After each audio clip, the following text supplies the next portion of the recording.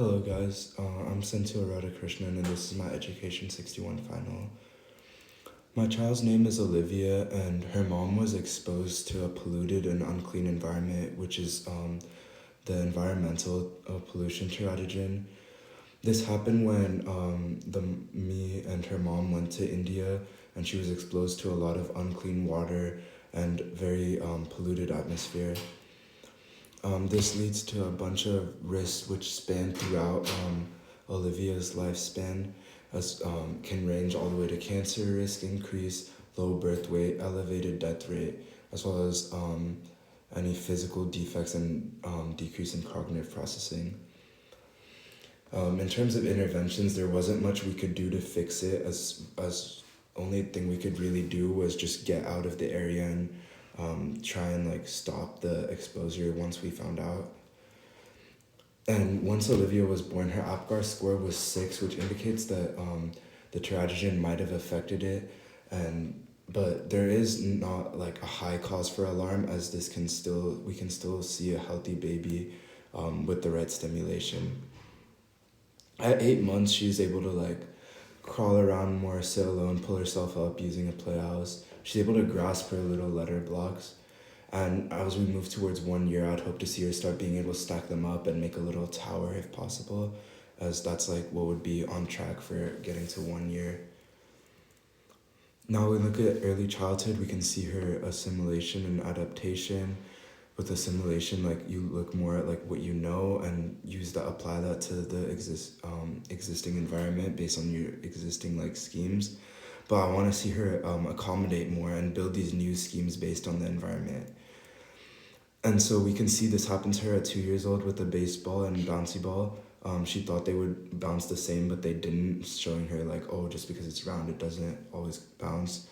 And we saw a similar situation with Gatorade and water, seeing that, water isn't the only thing that refreshes you. And we see it in this drawing here too, where she looked at the basketball thinking it's a pumpkin, and now she's able to see that the texture of the object can help you determine what it is. And so she's able to tell that basketball is smooth, pumpkin's bumpy.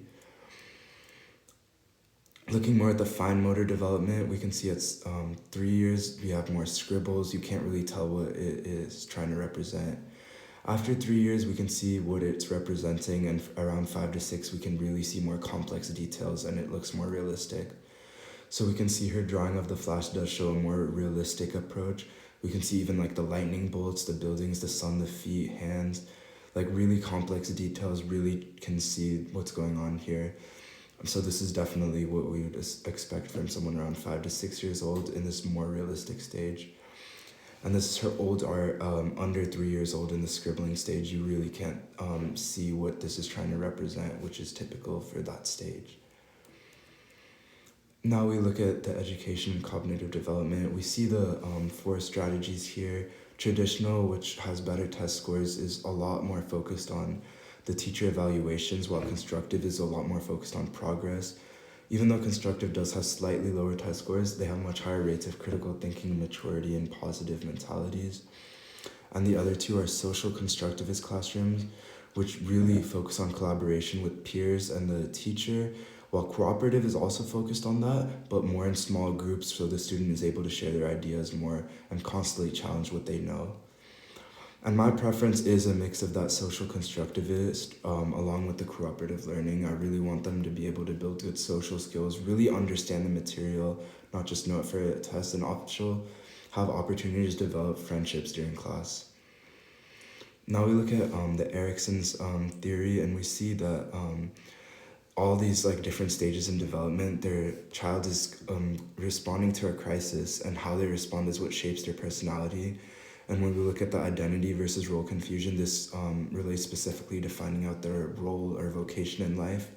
And these 4 statuses go more in depth. So diffusion, they have not experienced a crisis and they don't have an identity. Foreclosure, they haven't experienced one either, but they're copying an identity off someone else. Moratorium, they faced one, but they're still figuring out what their identity really is. And achievement, they finally worked it out and have accepted their identity. So in Olivia's first postcard, we can see her struggling to figure this out, and more just assimilating is an example of the foreclosure.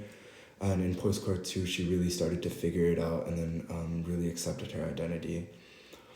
7 facts. We see like mostly because Olivia was a girl, she was able to start developing into adolescence and adulthood a lot quicker than boys in her class, which is a trend we see across most of the facts.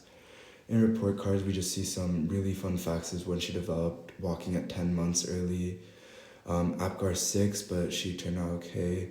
We kept her in a crib close to the bed, and she did have an imaginary friend with butterfly wings protecting her. She also had a slight language development due to her front teeth missing. And this is her school picture of her at 10 years old. That will conclude my presentation. Thank you so much.